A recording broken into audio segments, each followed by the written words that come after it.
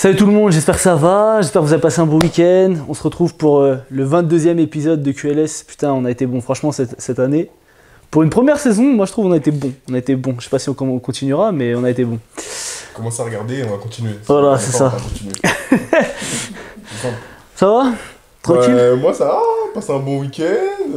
Bon, je vieillis un peu, mais sinon ça va. Mon gars, t'as vu? Ton week-end, tu peux nous raconter? Putain, enfin, frère.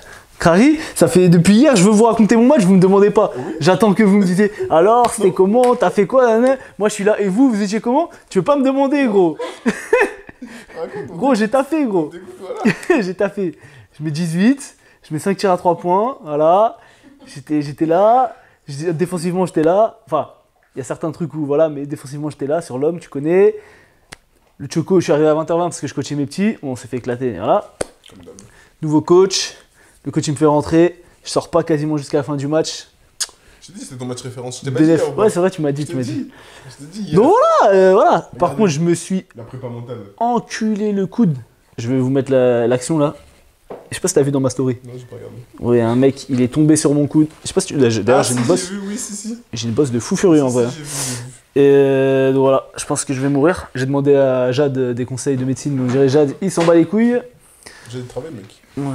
Un dimanche? Bah oui, il a fait des remplacements. Ok, c'est bien. Du coup, bah bon, bref, voilà pour le week-end. Ah, voilà. Me demande pas, hein. Et toi, t'as dit déjà? J'ai déjà dit. Ah ouais, t'as déjà dit. T'es vieux. Donc voilà, bref, on passe sur l'Euroleague. Parce que t'as un resto après, je crois. Oui. Voilà. Comme tu veux pas être en retard. On commence sur. Je sais pas, les tops et les flops. Non, tu connais déjà les clubs français, vous connaissez déjà C'est les parti. clubs français, c'est les tops. Non, pas swipe up. Abonnez-vous, likez, commentez, tout ça. C'est pas tout de suite ça. C'est va. maintenant. Normalement, c'est au milieu de la vidéo. Non, c'est maintenant. Tu vois qu'on a bien parlé. On a déjà bien parlé Si là. vous voulez la suite, Voilà, ok. Allez, c'est parti pour les clubs français.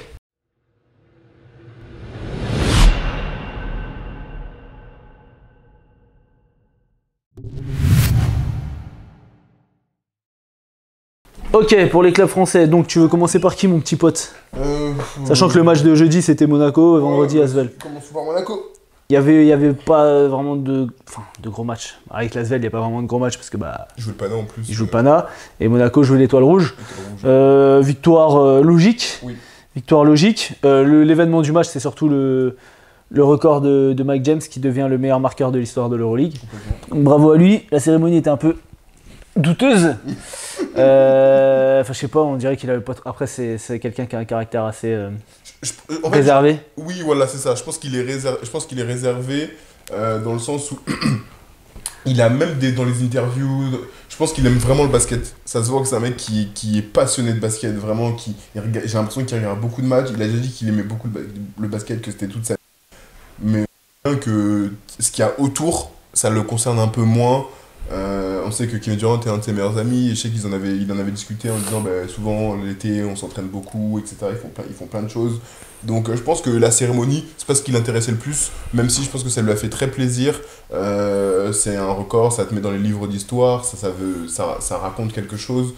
Ça veut dire que ça fait un petit moment que tu bourlingues en Euroleague aussi. Et on sait qu'il est parmi les top joueurs cette année. Il est le MVP à mon sens de cette Euroleague-là. Là, au sens de tout le monde, je pense. Hein. Voilà, presque sans plus de concurrence. Et donc voilà, après je pense que voilà, il était moins enclin à la cérémonie, mais il y avait ses parents, il y avait tout le monde qui l'a félicité. Ouais. Et c'était bien. Ouais. Bon, pour revenir sur le match, du coup, il y avait pas Teodosic, il y avait quand même Luka Mitrovic qui a fait un gros début de match. Nedovic qui rentrée cauchemar, il se prend 3 fautes directes, il re-rentre 4ème, enfin bref, il a quasiment pas joué du match. Yago Dos Santos qui a un peu pris feu quand Kemba Walker était sur le terrain, mais qui a été très bien tenu par Mathieu Strazel. Encore une fois, Mathieu Strazel qui commence dans le 5, donc toujours pas de Jordan Lloyd, et qui continue à prendre des responsabilités. Et un peu comme à l'équipe de France, il y a certaines situations où, par le style de jeu de Monaco, où il se retrouve avec balle, 4 secondes sur la possession, vas-y joue. Tu vois. Et bon, c'est un peu paradoxal dans le sens où c'est un mec qu'au début t'as pas du tout responsabilisé, et tu lui dis un peu vas-y fais-nous des miracles et tout, comme avec l'équipe de France. Et la plupart du temps, il répond présent. Tu vois. Bon, après, ça arrive de rater des tirs, hein, mais voilà, encore un très bon match de Mathieu Strazel. Une bonne rentrée de Kemba Walker aussi, qui a mis un 3 points à N1. qui après était un peu plus en galère défensivement. Mais pour moi, les deux, alors bien sûr Mike James qui met 20 points et tout, mais pour moi les deux qui ont vraiment porté Monaco, c'est Eli Okobo et Donta Hall, comme dit, je sais pas si c'est Alia Traoré qui appelle ça. Pas Alia, c'est Ali. Alia Traoré, qui dit Okobo. Et c'est vrai que il se trouve les yeux fermés. Il se trouve les yeux fermés à l'image d'un Tchatcho et d'un Vincent Poirier. Eli Okobo, il sait que quand il drive et que ça ferme, derrière, t'as juste à envoyer en l'air, il y a l'autre Marsupilami qui va attraper, va mettre dedans. En plus de ça, on l'a déjà dit, mais Donta Hall, c'est vraiment un joueur qui a une finesse, une qualité de main qui est sous-cotée, je trouve, qui arrive à faire quand même des finitions, même quand il finit pas dans le cercle, il arrive quand même à avoir des bonnes finitions, qui en plus, sur le rebond défensif, je trouve qu'il a progressé.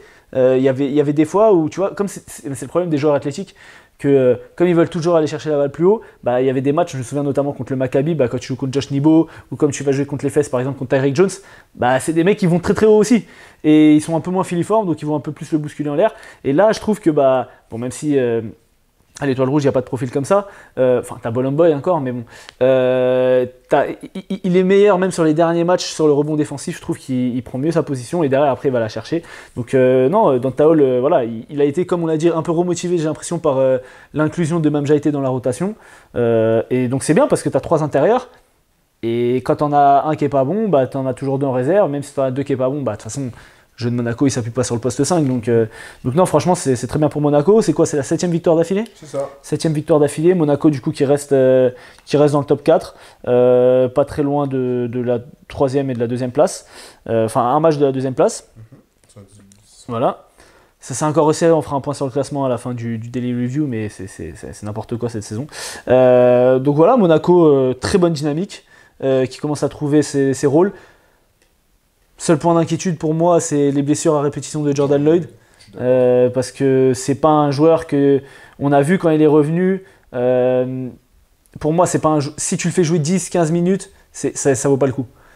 Pour moi, c'est un joueur, il faut qu'il soit dans le rythme, il faut qu'il puisse t'apporter, c'est un de tes meilleurs joueurs, il faut qu'il puisse jouer 20-25, rater des tirs, reprendre des tirs, etc. et avoir des opportunités de faire des erreurs. Si tu le fais jouer comme tu as pu faire jouer Strazel ou Kemba Walker, ça va être compliqué. Donc il reste 6 matchs là, je crois, avant le début des playoffs. C'était la journée 28, il y a 30... Ouais, c'est ça, il reste 6 matchs avant le début des playoffs. Ce serait bien qu'il revienne d'ici 2 matchs max, qu'il puisse avoir un peu de run, mais je sais pas où ça en est. Donc sur ça. Je sais pas trop, et je suis d'accord, mais après je trouve que Monaco a un problème de riches qui vont devoir un peu corriger en playoff. Kemba Walker. Mais Kemba... Non mais je te fais un petit... Après, on va faire un cut si tu veux, mais Kemba Walker, Matthew Strazel, Mike James, Jordan Lloyd, Okobo, Alpha Diallo. Même si tu peux le décaler... Je dirais plus Yacouba Ouattara, parce qu'Alpha Diallo... Ouais, Yacouba Ouattara. Mais même si, pour moi, Alpha Diallo et Yacouba Ouattara, tu les décales. Là, tu as 5 petits joueurs qui ont besoin d'avoir la balle en main, qui ont besoin de pas Yacouba Ouattara. Non, je le mets pas dedans, okay. Alpha Diallo. Dans les 5. Oui, les 5 avec, oui, c'est ça. Voilà. Que les 3 plus Kemba et Mathieu. Avoir la balle dans les mains. Sachant que pour moi, Kemba Walker, en playoff, merci, c'est bien. Ouais, merci pour... exactement. Mais il faut se mettre sur le côté. Pour moi, ou alors, vraiment, si les 4 sont pas bons, t'as des blessés, voilà. Tu le lances 3-4 minutes. S'il est bon, tu le laisses, mais sinon faut pas compter sur lui. Du coup, il reste Matthew Strazel, Mike James, Okobo et Jordan Lloyd. Ouais. Sachant que là, on a vu depuis quelques temps Matthew Strazel, il est bon en équipe de France, il est bon en championnat de France, il est bon en Euroleague. Donc, en tant que coach, ça va tourner dans ton esprit. Mike James, il va pas sortir, on sait très bien qu'il va jouer. C'est-à-dire que Jordan Lloyd, qui a manqué de rythme, qui n'a pas été beaucoup là cette saison-là, donc forcément, il va y avoir un choix à faire. Après, un choix, oui et non. Parce que si tu as 5 arrières, 5 arrières... Oui, non, mais même si tu as 4 arrières, c'est pas grave, il y a 2 postes. Parce qu'ils jouent pas tous meneurs. Non. Ils jouent souvent à 3 petits. Toutes les équipes jouent, tu regardes le Barça, tu regardes le Real, ils ont plein d'arrières. C'est quoi, t'as 3 petits? Parce que Thomas Satoranski, il fait 2 mètres. Hein. Non mais d'accord, mais ils jouent avec Brizuela, oui. Des fois ils jouent avec Jokubaitis, avec Rubio, avec Laprovitola, c'est des petits. Et les 4 ils ont joué là sur le dernier match. Sauf que pour moi il y a une dynamique un peu différente. L'année dernière, Jordan Lloyd est le meilleur joueur de Monaco. On l'a vu, il a été exceptionnel lors du run de play-off contre... Et même en championnat de France. Oui, c'est là, le run de play-off en championnat. Et on l'a vu contre les Mets, les gros tirs qu'il a pu mettre. Ouais. Mike James, c'était aussi très bien, hein, mais voilà, c'était Jordan Lloyd le meilleur joueur cette année. Avec les blessures, et on a un Mike James qui est, on va pas dire rayonnant parce que ça serait trop trop petit pour ce qu'il a pu faire dans cette saison-là. Du coup, tu as déjà 2 top joueurs qui peuvent jouer l'un à côté de l'autre parce qu'ils l'ont déjà montré. Mais forcément, ça veut dire que Elie Okobo sort du banc, comme là, ça peut être le cas actuellement. Tu as du Matthew Strazel aussi en backup. Donc ça peut jouer de cette façon-là. Mais en fait, ce que je veux dire, c'est que dans les rotations, il va falloir bien les scinder pour que ça puisse fonctionner en play-off. Ouais, mais pour moi, c'est pas un problème. D'autant qu'ils l'ont fait toute la saison. C'est ça. Et toutes les grosses équipes, tu regardes le Real, Bien sûr. Bah, ils sortent parfois Ezonia du banc, ils sortent parfois Moussa du banc. Si t'es une grosse équipe, regarde Kendrick Nunn, des fois il sort du banc, ou même des fois c'est Mathias Le Sort qui sort du banc. Toutes les équipes du top 4 ou top 6, ils sortent des joueurs, et je peux te donner encore d'autres exemples. Will Bekin, c'est pareil. Tu vois, donc pour moi, c'est un problème, comme tu dis, c'est un problème de riches, mais en vrai, c'est même pas un problème. Ils ont leurs rotations qui sont définies, on sait clairement qui sont les titulaires. Mike James, si Jordan Lloyd est là, c'est lui qui start. Et derrière, tu as Okobo qui sort du banc, ça a été son rôle depuis qu'il est arrivé à Monaco. Et Matthew Strazel qui remplace s'il y a un absent pour être dans le banc parce qu'ils aiment bien faire jouer Okobo avec Donta Hall. Ou sinon qui sort du banc aussi également. De toute façon, ils ont tous l'habitude de jouer ensemble parce qu'il y a toujours eu des suspensions, des blessures, des trucs, etc. Pour moi, c'est pas un souci. Après, la question, c'est est-ce que tu fais jouer Yacouba Ouattara, mais ça dépend aussi des match-ups que tu as en face, parce que Yacouba Ouattara, comme on l'a dit, c'est un expert défensif. Quand tu as Strazel, Ouattara, Diallo sur les postes extérieurs, relou. Ah bah ouais, relou, tu vois. Et encore, je te dis, Mike James, quand il veut, c'est un très très fort défenseur. Donc voilà, moi j'ai quand même encore un truc à dire sur ce match. Il y a eu au moins 2 ou 3 situations de le mec il lâche la balle. Il y a passage en force, mais comme il a déjà lâché la balle, il n'est plus dans l'action de tir. Du coup, ça donne des lancers francs. Du coup, on a eu une situation comme ça ce week-end d'ailleurs. Et c'est vraiment une règle que je ne comprends pas. Je ne sais pas qui s'est dit « Ah, mais si on se penchait sur ce cas pour changer ce qui est naturel pour tous les basketteurs. » C'est vraiment, vraiment stupide. Et en plus, ils l'ont mal appliqué parce qu'à un moment, il y a eu 2 situations. La première où il y a eu des lancers francs, et il y en a une autre où pareil, il y a eu un passage en force. Pour Monaco, ils n'ont pas eu de lancer franc. Sur la même situation flotteur. Donc c'était vraiment stupide les arbitres. Voilà, je ne les ai pas mis dans les flops, mais je vous le dis maintenant. Les flops. Tu mets qui du coup en MVP ? J'ai mis Elie Okobo. Logique. Il fait un match monstrueux. Il fait un match monstrueux. Il a un bon passage pour lui à titre individuel. Il trouve ses tirs, il trouve de la réussite. Et en même temps, il fait jouer les autres. Il met en orbite Donta Hall au moins 2 ou 3 fois de mémoire, dont un que Oli il rate. Une espèce de poster un peu. Donc non, franchement, j'ai trouvé impressionnant sur ce match-là. J'ai trouvé très régnant, même si Mike James a eu son passage en début de match. Mais après, il s'est calmé. À chaque fois qu'Okobo il est rentré, il a su insuffler cette dynamique. Après, on a l'étoile rouge qui est un peu en difficulté et qui a complètement abandonné sa saison depuis un petit moment. Et avec l'absence de Teodosic, ça se ressent encore plus. Mais donc oui, Elie Okobo, vraiment MVP de ce match. De toute façon, il fait 20 dévals. C'est la meilleure éval de son équipe. Plus 24 de plus-minus, meilleur plus-minus avec égalité avec Alpha Diallo. En 22 minutes, 14 points, 7 passes, 4 rebonds, 2 pertes de balles, 4 fautes provoquées. Un pourcentage à 2 points un peu douteux, mais voilà, il a rempli toutes les autres cases. Donc je me demande même si c'est pas sa meilleure éval de la saison. Il faudrait qu'on regarde. Mais donc voilà, on est d'accord sur ça. Jared Bosseghem aussi qui fait un bon match, qui met 12 points. Enfin, voilà, en ce moment, Monaco, ça tourne et... Ça tourne. De toute façon, on en avait parlé un peu de Jared Bosseghem, je disais, pour moi, c'est un poste de 4 vraiment qui tend à progresser. Et dès lors où il aura cette régularité, et là, je crois qu'il fait 3 sur 4. Il fait 2-4 à 3 points. Donc c'est déjà beaucoup mieux que ses 18% en saison. Dès lors où il a cette régularité-là, il passe dans une autre sphère. On n'est pas de là à dire c'est le meilleur poste cadet d'Euroleague. Non, mais il passe dans une autre sphère. Ils ont des joueurs. Il est athlétique. Il a des bonnes mains, il est capable de jouer dans le dos, il n'est pas mauvais en défense. C'est juste qu'il manque à chaque fois, plusieurs fois où Mike James il crée des décalages, il lui kick la balle et il rate son tir. Après, je sais que c'est pas facile, hein, mais sur ça, il faut qu'il puisse progresser et faire passer justement ce Monaco encore dans une strate supérieure. Ok, bon, on a été très long sur Monaco. En plus, la première partie, on t'entend pas. Mais bon. On sera beaucoup plus rapide sur l'Asvel, t'inquiète pas. Alors, allons-y sur Asvel. Asvel qui s'est déplacé du coup au Panathinaikos. Ouais. Il y avait de l'ambiance hein, quand même, malgré l'affiche qui fait pas forcément rêver. Il y avait de l'ambiance, l'Asvel propose un match plutôt intéressant sur ce début de match, on va dire. Donc franchement, ils se défendent bien, mais ils défendent pas assez bien pour le coup, sans faire de jeu de mots. Mais Pas tout à fait d'accord avec toi. Hein. Ah, sur le début de match. Sur le début de match, ils font la zone là, et le Pana, ils n'arrivent pas à attaquer. Hein.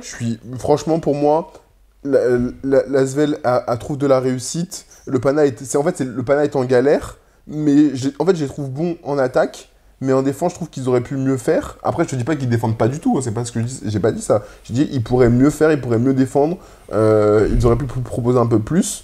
Et je trouve que l'Asvel va bien entre guillemets sur cette première mi-temps même, je dirais. Ouais. Parce que je me rappelle qu'il y a 38-36 à la mi-temps. C'est ça. Et donc franchement, je me dis bah c'est bien, ils sont bien dans leur match.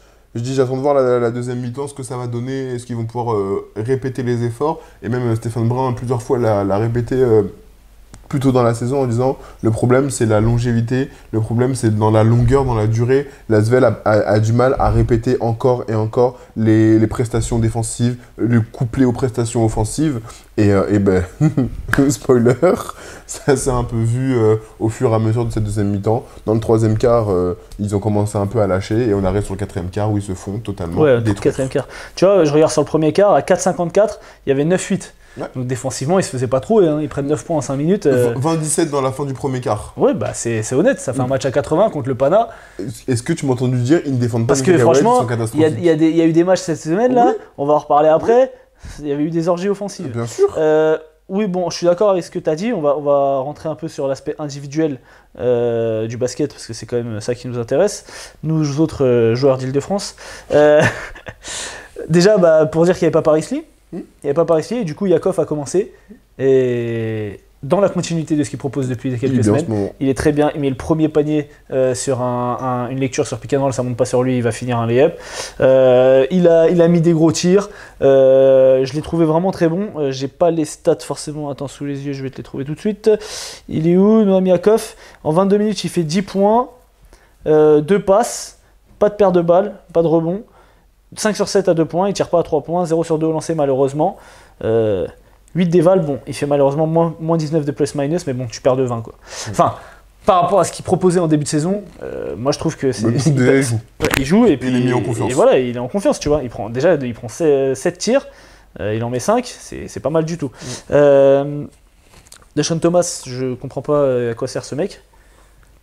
Personnellement. T'es dur. Non, je suis désolé, il y a eu quelques bons passages, mais. Je te trouve très dur sur la rencontre parce que je trouve que justement, au moment dans le deuxième quart, ils ont un très bon passage. L'Asvel commence un peu à peiner et il trouve des ressources grâce à Deshaun Thomas qui va apporter de la physicalité dans la défense du Pana. Il va ramener un peu de viande dans la raquette. Donc je te trouve dur là pour le coup. Parfois il s'est un peu perdu ou il tire à 3 points. On se dit mais à quoi il joue? Là t'es un peu dur. Moi je comprends pas à quoi sert ce mec sur le terrain. Après c'est mon avis. Hein. On est là pour avoir des avis divergents. Mais c'est vrai que j'aurais aimé voir un peu plus. Bon, même si Mba Ndiaye il joue quand même 20 minutes. Je trouve qu'il apporte 10 fois plus que Deshaun Thomas. Alors oui, il n'a pas l'aspect adresse. Mais bon, quand tu parles de physicalité, de lutte au rebond, etc., il n'y a pas photo quoi. À la limite, mais même Kayudi qui peut mettre des tirs à 3 points. Voilà. Côté Pana. On va parler de Juan Hernan Gomez quand même. C'est Dikembe Mutombo apparemment. La prestation défensive. Ouais, vraiment le taf de l'ombre. C'est assez impressionnant. Il va mieux depuis quelques semaines. Hein. Il va beaucoup mieux. Ouais, mais tu vois, il a complètement changé. Parce qu'on dit qu'il va mieux, mais il n'a jamais fait un gros match à 5-3 points, 6-3 points. Il va mieux dans ok, je me tue pour que l'équipe aille bien. Ouais. Et ça marche. Après, ça marche. Il a peut-être fait évoluer sa mentalité par rapport à cette équipe-là, mais il va mieux depuis quelques semaines parce qu'il y a 1 ou 2 matchs, j'ai plus du tout en tête. Il a attrapé, je crois, c'était 10 ou 11 rebonds. Ouais. Puis là on voit qu'il fait des contres. Puis ça se trouve, le match d'après, il mettra des tirs. Donc non, c'est bien. Il a plus 20 plus-minus, meilleur plus-minus de son équipe. Ouais, parce qu'il a fait un travail assez impressionnant. Franchement, non, il a. Puis il met 2 contres, alors que c'est pas un mec qui perd. Dont un en plus. Aérien et. Alors, il perd aérien, non, mais c'est un mec quand même athlétique. Oui, mais je veux dire, bon, quand tu penses à Juan Hernan Gomez, tu dis pas c'est un mec qui va mettre des contres, quoi. Non. Et puis oui, normalement, je crois que j'ai enregistré, donc je vous mettrai les images, mais. Dont un. Ouais. Bien Salas. Mathias Sessor qui prend ça, je sais que je l'ai enregistré, qui prend encore alley-oop Par-dessus qui? Par-dessus Mbaye Ndiaye, ça va toi? Voilà. Est-ce que ça va toi? Moi c'est ce que j'ai mis. Putain, non, vraiment, Mathias Le Sort. Si Mathias Le Sort poster pas quelqu'un, il meurt. Et oui. après j'ai mis Mbaye Ndiaye, ça va toi? Il y avait 3 joueurs qui ont fait des grosses performances statistiquement parlant. Kostas Loukas qui fait 14 points, 5 rebonds, 8 passes, une seule paire de balles, 3 fautes provoquées, 22 dévals. Il y a Jerian Grant qui met 21 points avec des pourcentages exceptionnels, 3 rebonds, 2 passes, 25 dévals. C'est mon MVP du match. Et Mathias Le Sort, 17 points, 5 rebonds, 2 passes, 3 interceptions, 5 fautes provoquées, 25 dévals également. Moi j'ai mis Lucas MVP. Moi j'ai mis Jerian Grant. J'ai mis Lucas parce que déjà il met quand même 14 points, 3 sur 6 à 3 points, dont des gros tirs, et il fait 8 passes. Et oui, Jerian Grant a mis des tirs, oui, Mathias Le Sort a mis des points, mais la majorité de ses tirs et des points, ils arrivent sur des fixations de Kostas Loukas. Surtout sur la fin de match où Jerian Grant, ça va, met 2 gros tirs. Il y a Ken Ritnen aussi qui a mis des tirs. Grigonis, et il a régalé en fait. Il fait 8 passes en 27 minutes, en plus de ses points. Moi, je le vois beaucoup rentrer dans la raquette, faire se resserrer la défense, ressortir à 3 points. Et voilà, et c'est sur ça qu'ils ont fait la différence sur la fin de match. Donc pour moi, j'ai mis Kostas Loukas, mais on aurait pu mettre n'importe lequel des 3, ça n'aurait pas été volé. Les 3 font des énormes matchs, surtout sur la fin de match, parce que l'Asvel n'est qu'à -9 à la fin du 3e. Ouais, après, et ensuite, après, ils ont explosé. Ok pour les clubs français, c'est bon? Quelque chose d'autre à dire? Nope. Un petit point sur le classement de l'Asvel? Bien sûr. Non, alors, c'est bon, l'Asvel on s'en fout. Ok, bah écoute, Ils sont plus derniers quand même. passons sur le Daily Review. Daily Review. Daily Review, Let's go. c'est parti. Alors, le Daily Review. Par qui tu veux commencer? Il y avait une affiche quand même assez sympa. Ouais, Real Fener. Ouais, Real Fener. On va là-dessus? On va là-dessus. On va là-dessus. Comme ça, Et là, on va il y a aller des choses à dire. Le Real. Voilà, le Real, à quoi vous jouez? Donc, on en avait déjà parlé la semaine dernière. Ils avaient perdu contre le Pana à domicile, première défaite à domicile. La semaine d'avant, ils avaient perdu contre Milan. À Milan, mais bon, quand même, c'est Milan. 3e défaite d'affilée pour le Real, qui sont donc à 6 défaites, donc 3 d'affilée. Donc c'est quand même... Oui, je vais dire... Je n'ai pas peur de dire les termes. C'est inquiétant. Pour moi, c'est inquiétant. Alors, inquiétant, oui. Oui et non. Encore une fois, oui et non. C'est-à-dire que pour moi, j'ai trouvé un Real qui était... je vais sur le Real d'abord. Je trouvais un Real qui était inconsistant, qui manquait de régularité. Un Real qui est vraiment en dents de scie, qui a du mal à trouver son rythme, qui est fébrile, plus frileux que d'habitude. La preuve en est l'échange, la physical altercation de Campazzo et de oui, de Calates. De Calates, ouais. Donc, qui s'est bien fini à la fin. Oui, ils sont checkés, mais ça montre à quel point t'es tendu, tu vois, quand t'es un peu sur les nerfs. Non, mais Campazzo aussi, moi je l'aime, hein. Franchement, c'est un de mes joueurs préférés en Euroleague. Mais son attitude là, c'est pas possible. Mais c'est pour montrer que, tu vois, ça montre bien que quand t'es tendu comme ça, que tu succombes rapidement à tes émotions comme ça, c'est que voilà, t'es pas non plus très très serein. Et on a un Real en ce moment qui n'est pas très très serein, on l'a remarqué déjà. Maintenant que j'ai été sur le Real, parce qu'il y a d'autres choses à dire, mais je veux aussi féliciter le Fener, je trouve qu'il a fait un match maîtrisé de bout en bout. Pour moi, ils ont fait un match maîtrisé de bout en bout. À chaque fois que le Real tentait un rapproché de revenir, ils ont été en difficulté. Ils ont été en difficulté parce que le Fener a trouvé une solution. Soit par Nigel Hayes-Davis, soit par Calates qui a trouvé ses partenaires. À chaque fois, ils ont su trouver une solution, quoi qu'il a pu se passer. En plus de ça, le Real a trouvé la merveilleuse idée de faire quoi? De ne pas avoir d'adresse. De 14 à 3 points. Dont 0,10 pour commencer, je crois. Ils étaient à... Je crois que je me suis noté. Dans le 3e quart-temps, ils n'avaient toujours pas mis de tir. Ouais, après, le Fener n'a pas une adresse de fou furieux sur le match. Hein. Ils n'ont pas une adresse de fou furieux. Ils font 8-30, sachant que en première mi-temps, moi j'ai noté, ils ont beaucoup de tirs ouverts, oui. Beaucoup de situations ouvertes. Donc la défense du Real n'est pas en place. Et malgré ça, ils ne mettent pas dedans. Donc le Real s'en sort plutôt bien. Juste une petite parenthèse qui n'a rien à voir. Le commentateur, je ne sais plus qui c'était, qui confond Tyler Dorsey et Scottie Wilbekin pendant 2 minutes. Pendant le premier truc, il était là. Ah oui, Scottie Wilbekin, c'est bien Tyler Dorsey qui est en train de tirer des lancers francs. C'était une petite parenthèse. Mais moi, il y a un truc que j'ai pas compris, et c'est c'est pour ça que je me dis aussi c'est inquiétant. J'en ai déjà parlé, Facundo Campazzo qui fait un début de saison, il est dans la course au MVP, le Real rayonnant, etc. Donc, il est un peu, on va dire, le baromètre du Real. T'as Sergio Llull qui commence dans le 5. On dirait que c'est Sergio Llull, le franchise player de l'équipe. Il jouait tous les pick and roll. T'as quand même Facundo Campazzo à côté. C'est pas Carlos Alocen qui monte la balle et qui donne, tu vois, ou à l'époque, l'année dernière, où c'était Payola qui montait pour Teodosic et qui laissait lui, le génie jouer les pick and roll. Là, t'as quand même Campazzo qui est un meneur extraordinaire sur pick and roll et c'est Sergio Llull qui joue tous les ballons. Et ça n'a pas marché pour le Real parce que Sergio Llull, il mettait pas un tir en début de match. Hein. Alors il finit à 17 points. Ouais. Il finit à 17 points, mais pour moi, il a forcé. Il fait 2-7 à 3 points, 2-7 à 2 points. Donc en fait, il fait 4-14. C'est un pourcentage dramatique. Il provoque 8 lancers, donc ça veut dire qu'en plus de ça, il a quand même cherché à provoquer des trucs. Il a joué énormément de ballons. Je sais pas, j'ai pas le usage rate sur ce match-là. Mais bon, Sergio Llull, on t'aime. Mais on était très content de t'avoir dans le rôle, et respect à ta carrière, etc., mais de t'avoir dans le rôle de joker qui met le tir de la gagne, etc. Mais pour moi, c'est pas à lui d'être le go-to guy offensif de cette équipe. Mais parce que je pense que Chus Mateo cherche des solutions. Tu l'as très justement dit, ils ont perdu contre Milan, ils ont perdu contre le Pana. Là, ils perdent contre le Fener.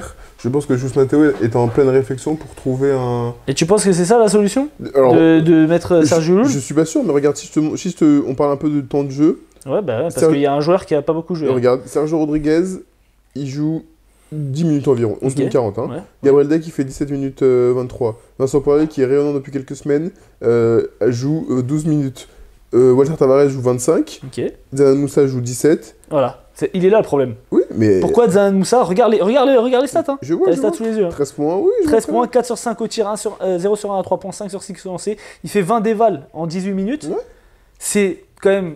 Je sais pas si c'est le meilleur scoreur de l'équipe, mais ça doit être, il est en tout cas dans le top scoreur de l'équipe. Pourquoi il joue presque 10 minutes de moins que Sergio Llull? D'autant que Sergio Llull, défensivement, il est hyper ciblé. Alors Moussa aussi. Mais bon... Je trouve le coaching. Alors après, c'est un coach qui cherche à trouver des solutions, comme tu l'as dit. Mais t'as Fabien Causer, par exemple, il joue 7 minutes. Ouais, mais de toute façon, on voit bien que, pour moi, comme je te disais, le Real n'est pas en crise. Mais est-ce que c'est inquiétant? Oui, parfaitement, t'as totalement raison. Mais du coup, je pense sincèrement que le Real a besoin de se retrouver. Et ils vont se retrouver. Mais là, pour moi, c'est les autres équipes qui ont progressé. Mais aujourd'hui t'affrontes le Real, que ce soit en play-off ou en Final Four. Oui. C'est plus l'ogre que c'était. Tu dis c'est pas inquiétant. Mais pour moi, ils sont plus du tout dans la même dimension. Et limite de ça, bon, je pense pas qu'ils vont perdre la première place. Mais attention, parce qu'ils ont que 3 victoires d'avance maintenant contre le Barça. Alors le Barça est sur une bonne dynamique. Le Barça... il reste que 6 matchs à jouer, donc bon, prendre 3 matchs sur 6. En plus, je crois pas qu'ils ont le goal average, je sais pas. C'est parce qu'ils avaient gagné, ils perdent de 1, je crois, et ils gagnent de un peu plus. Donc ils ont le goal average en plus. Donc ils sont à 3 matchs. Bon, je pense pas que le Real va perdre la première place, mais c'est une équipe. On a dit, ouais, ils vont faire la meilleure saison de tous les temps de l'histoire de l'Euroleague, etc. Bah. On parle de dynamique souvent en NBA, etc. en arrivant au playoff. Bah là, ils vont arriver au playoff pas avec une super dynamique. Attends, ça se trouve ils gagnent les 6 prochains. Et ce mauvais passage, c'est vrai. On l'oublie. Mais à l'heure actuelle, oui. On parle de l'heure actuelle. Pour moi, ça m'inquiète. Ça m'inquiète parce que même dans le jeu, je les trouve déjà hyper faibles défensivement. C'était une équipe qui était la top défense de l'Euroleague avec Valence et qui encaisse encore 90 points à domicile. Même si le Fener, c'est une équipe très offensive, on l'a dit, ils n'ont pas eu d'adresse à 3 points. Donc voilà, il faut qu'ils arrivent à trouver... Je redresse mon chien. C'est bon, Stark? C'est bon? C'est bon? Allez, laisse-nous tranquille là, on travaille. Va voir maman. Allez, va voir maman. Dès que maman est rentrée, elle a foutu la merde. Ah bon. Donc voilà, à voir pour le play-off. En tout cas, le fait est que le Real, qui restait invaincu pendant, je crois, 11 ou 12 journées, avait perdu contre le Fener d'ailleurs le premier match. Et sur 3 défaites d'affilée, ils sont à 6-4 sur les 10 derniers matchs. Donc voilà, pour une équipe qui a commencé à 12-0, il faut le dire. Et voilà, et dans les prestations, même les matchs qu'ils ont gagnés dernièrement, je ne les ai pas trouvés convaincants. Je suis d'accord, mais on ne va pas non plus s'alarmer. Parce Quand est-ce qu'on s'alarme? Comment? Quand est-ce qu'on s'alarme? Bah, pour l'instant, je sais. Par exemple, on va en parler après, mais Bologne, il faut commencer à s'alarmer peut-être. Oui, mais pour moi, ils n'ont pas la même marge de manœuvre. Deux, le Real, jusqu'à preuve du contraire, ils sont champions en titre. Oui, ils sont champions de titre. Le Bologne n'est pas champion en titre, donc j'ai plus d'inquiétude et moins de certitude. Et Bologne par ne rapport vise à pas le Bologne. titre. Non, mais ça. Oui. Ils n'ont pas les mêmes objectifs. Sachant que Bologne n'a pas le même effectif, etc. C'est ça. Donc, au vu de l'effectif qu'il y a dans le Real, j'ai du mal à m'alarmer. Oui, ils ont connu une mauvaise passe, mais comme n'importe quelle équipe, tu fais du sport, tu joues au basket, c'est un sport collectif, il y a des moments où tu as des pics et tout se passe très bien, et il y a des moments où ça va un peu moins bien. Fabien Causeur, dans une interview, il n'y a pas plus tard qu'il y a 1 mois et demi ou 2, avec Tony Parker, disait « Moi, j'aimerais bien qu'on ait des moments un peu plus difficiles. Ça nous permettra, de se recentrer, de voir qu'on n'est pas invincible et aussi de chercher des solutions. Je préfère que ça arrive là plutôt que ça arrive pendant les playoffs. » Il n'a pas tort. Ils sont en plein dans le mur. Là, ils sont en plein dans le down en ce moment. Et ça montre ça. Donc, ça va peut-être aider aussi pour les playoffs et pour la suite à venir. Donc, oui, dans tout ce que je dis, je peux être d'accord en partie sur c'est inquiétant. Bien entendu, ils sont moins régnants défensivement. Tu as raison aussi à 100%. J'ai toujours raison. Non, ça, c'est pas tout le temps. Mais quand tu dis que Dzanan Moussa joue pas assez, oui, c'est une question qu'on peut se poser. Pourquoi sur ce match-là, il joue pas assez, sachant qu'il est plutôt bon? Ok. Est-ce que je suis là à m'inquiéter pour une équipe qui a perdu 6 fois en 28 journées? Non, je vais pas m'enflammer en me disant qu'il y a une équipe qui a 22-6. Je te donne les 6 prochains matchs. Vas-y, il joue Bologne, je crois, la semaine prochaine. Il joue Bologne la semaine prochaine, Ouais. donc ça c'est un gros match. Et Après. derrière ça se facilite un peu. Derrière ils jouent Berlin, Ok. à Berlin. Ils Partisans. vont aux Partisans, Ouais. qui, bon, on va le dire, est vraiment dans le trou. Ils reçoivent l'Étoile Rouge, Ok. ils reçoivent Baskonia Ouais. et ils vont à Kaunas. Alors il y a des matchs à l'extérieur qui sont pièges, notamment Kaunas Partisans. Mhm. Berlin, tu te dois de le prendre. Baskonia à domicile, tu dois de le prendre. Étoile Rouge, tu dois de le prendre. Donc ils ont un calendrier qui est quand même relativement facile, même si là ils ont enchaîné donc Pana, Fener et Bologne. Ils ont perdu les 2 premiers, à voir ce qu'ils vont faire contre Bologne. Ils ont une fin de calendrier qui peut les envoyer dans une bonne dynamique pour les playoffs. Encore faut-il le faire parce qu'ils ont quand même perdu contre Milan. Mhm. Je pense qu'on a fait le tour. On a fait le T'as tour. mis qui en MVP? Ah mais non, on l'a dit. Non, on l'a pas dit. Moi, j'ai T'as mis mis Nigel Davis. On est d'accord, Nigel Davis. Oui, parce qu'on n'a pas parlé du Fener du coup. Calates qui joue. Il y a Madar et il n'existe plus en fait. Il est puni. Apparemment. Hein. Et Tarik Biberovic qui a trouvé vraiment un bon rôle dans la rotation et qui ne gaspille pas. C'est ce que j'allais dire. Ne gaspille Il pas. se gêne pas et il sait quoi faire de ses munitions. On est d'accord. Ok, on enchaîne sur. Peu importe. Peu importe, eh ben on va parler de Bologne alors. Allez, parce qu'on go. on a parlé de Bologne. Go. Est-ce que tu as relancé le chrono? Oui, je relance le chrono. Voilà, très Combien bien. de temps tu veux? Pareil. Pareil, ok. Donc qui jouait contre l'Olympiakos, ça c'était aussi une belle affiche. Ouais. Qu'est-ce que tu en as pensé? Bologne est un peu en difficulté ces derniers temps. Ouais, et j'ai le sentiment qu'ils étaient dans cette lignée-là encore sur ce match-là. Je les ai trouvés. Alors, ils sont toujours accrocheurs. On voit bien que c'est une équipe qui ne lâche pas. C'est une équipe vraiment qui donne toujours avec ses soldats, que ce soit du Asia Cordier, du Bellinelli qui est toujours qui est éternel, qui envoie toujours des banderies comme d'hab. En plus, sur cette première mi-temps, on va dire, je trouve un Olympiakos un peu endormi. Un Olympiakos, je me disais, mais c'est pas le jeu de l'équipe du Pirée, normalement. Il y a plus de mouvement, il y a plus de rythme, il y a plus de passation entre les joueurs. Donc, franchement, j'étais là en train de me dire, mais ça, qu'est-ce qui se passe? Et Bologne a su vraiment prendre le lead sur cette première mi-temps. Puis j'arrive sur la deuxième mi-temps, parce qu'à la première mi-temps, j'avoue que je me suis un peu ennuyé. Il y a 46-37 à la Ouais. mi-temps pour Bologne. On va pas se mentir, je me suis un peu ennuyé sur la Et première sachant mi-temps. qu'ils sont à moins 9 du col habitant, mais à un moment où ils sont à moins 15, quelque chose comme ça, moins 12. L'Olympiakos qui a fait une Monaco au Final Four l'année dernière, ils ont passé un run sur le deuxième et troisième quart-temps, 21-2. Ce qui les remet devant à la fin du troisième. Un gros run par l'intermédiaire, et non pas par l'intervalle, de Papanikolaou. Mais l'Olympiakos, on l'a dit et on le redit, pour moi, je l'avais dit dans le Squeak Talk, là, je sais pas quoi, où des fois je vais participer un peu pour essayer de me mettre en lumière, que l'Olympiakos, pour moi, a le plus beau jeu offensif de l'Euroleague. Et ça se voit en fait. Ils ont tellement d'armes. En plus, là, il ne manque plus que Milutinov et Larenzakis. Oui, Larenzakis. Sinon, ils sont je crois qu'ils sont au complet, il manque personne d'autre. Mousfal est très très très en forme, il fait un énorme début de match, il est très bien trouvé, il est agressif vers le cercle, toujours excellent passeur, toujours muraille défensive. Moses Wright qui apporte aussi des bonnes minutes. Tu as Nigel Williams-Goss qui joue vraiment le rôle d'un vrai meneur, qui met les trucs en place, qui trouve des passes décisives et en plus de ça qui est capable, on l'a déjà vu, de mettre des gros tirs. On en avait parlé sur le début de saison que c'était une excellente recrue, il avait fait des très gros matchs, donc c'est vraiment un meneur qui peut être très agressif. T'as les deux fous furieux, mais il y avait Walkup qui jouait pas là. Il y avait Walkup qui jouait pas, mais t'as Canaan qui a pris le relais, encore une fois, qui peut aussi lui te sortir des matchs de fou. Derrière, t'as quand même Bryce Dekis, t'as Sigma. Peters qui a été plutôt discret. T'as Peters, ils ont récupéré Petrousev pendant la saison. Alors voilà, tout ça, c'est des noms que je donne et les noms, ça ne fait pas tout. Mais là, à l'heure actuelle, chacun apporte sa petite pierre à l'édifice. Et quand ça joue comme ça, c'est difficile. Et donc, du coup, sur la deuxième mi-temps, ça se sentit. Hein. C'était pas du tout la même chose. L'Olympiakos commence avec un 8-0 d'entrée. Je me dis, ok, ça va être assez compliqué. Ils reviennent directement en 45-46. Et après, derrière, ils ont déroulé. Ils ont déroulé aussi parce que par la défense. Non, mais la défense a été. Ils ont déroulé par la défense. Forte. Et Olympiakos, quand ils défendent comme ça devient très, très, très dur. Sachant que, comme tu l'as très justement dit, Thomas Walkup ne jouait pas. On peut parfois un peu le taquiner, le chambrer sur sa capacité à mettre des tirs. Mais on sait que c'est un excellent défenseur. Non, mais il fait tellement d'autres choses complètement. Genre, tu sais, c'est pas comme si. Non, mais c'est parce que des fois, c'est pas comme Yokubaitis. Enfin, même si Yokubaitis ça a été pas catastrophique cette semaine, mais je veux dire, il fait plein d'autres trucs. Oui, il est hyper fort défensivement, il est fort en passes, transition, il drive, c'est un très bon passeur. Complètement, mais on le taquine souvent, on dit le tir, faut laisser ça un petit peu comme on peut rigoler avec Shaquille Makisic. Mais même débat. Mais même débat, c'est que défensivement, les mecs, ils apportent tellement.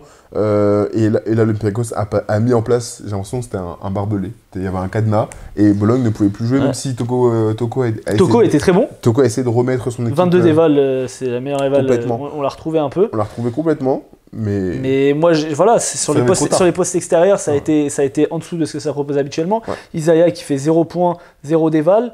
Ifé Lundberg qui fait moins 1 déval. Bellini qui fait 4 déval.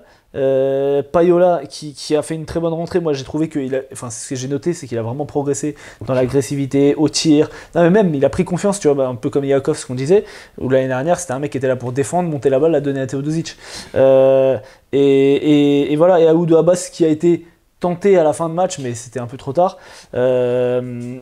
Et Hackett aussi qui fait un match, moi j'ai trouvé en deçà de ses standards, même si tu regardes les stats, il met 10 points, il fait 7 déval. Je l'ai pas trouvé. Et puis, de toute façon, ils mettent que 69 points aussi, c'est ça le problème. Ils ont pêché, comme tu l'as dit. Je trouve que dans la raquette, ça a été finalement parce que Jordan Mikey fait pas un mauvais match. Toko fait aussi plutôt un bon match. Mais sur les postes extérieurs, ils ont trop souffert. Ouais.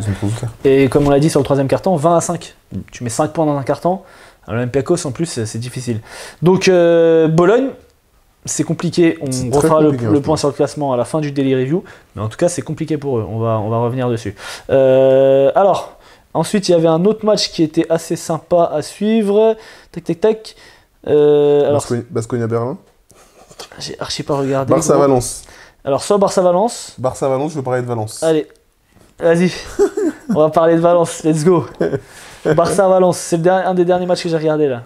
Donc c'est frais dans ma tête. Très bien. Ok, donc déjà, il y a Yokubaitis qui est dans le 5. À quoi il joue, frérot? Non, je pense qu'avec l'arrivée de Ricky Rubio, il veut peut-être faire... Parce que la Provitola était sur le banc aussi, donc peut-être qu'il essaye de faire des line-up où Rubio va être plus avec la Provitola qui va être plus fort shooter et Yokubaitis va être un peu plus avec Satoransky. Bon, au final, tu as quand même 3 des 4 arrières qui sont pas des forts shooters à 3 points. Est-ce que ça peut poser problème au niveau du spacing, au niveau des choix? Oui. Écoute, on verra.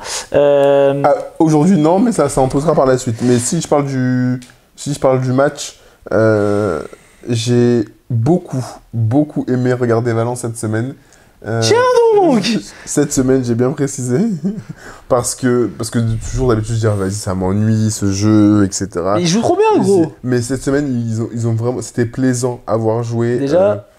Vas-y, je te laisse finir. Je suis sur Valence, j'ai pas été sur Barça. Non, mais j'étais sur Valence. Sur Valence, pour l'instant.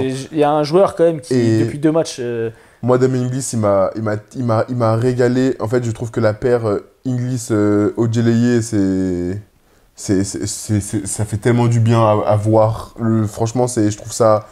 Je me suis vraiment régalé sur le jeu de Valence cette semaine, je me suis régalé. Mais c'est toujours comme ça, mais je pense que tu regardes pas les matchs. Si, je regarde les matchs. C'est pas Parce toujours comme ça. que Davis, Ojeleye et Inglis, ils se trouvent toujours les yeux fermés. Oui, En plus, là, il y a le retour de Victor Claver. Sauf que là, ce qui a changé, ils ont mis combien de points en Valence? 78. Ils ont mis un peu plus. Ils perdent, mais ils mettent 78 points. En temps normal, c'est une équipe qui est plutôt tournée sur la défense et c'est très bien. Mais offensivement, c'est pas non plus l'extase.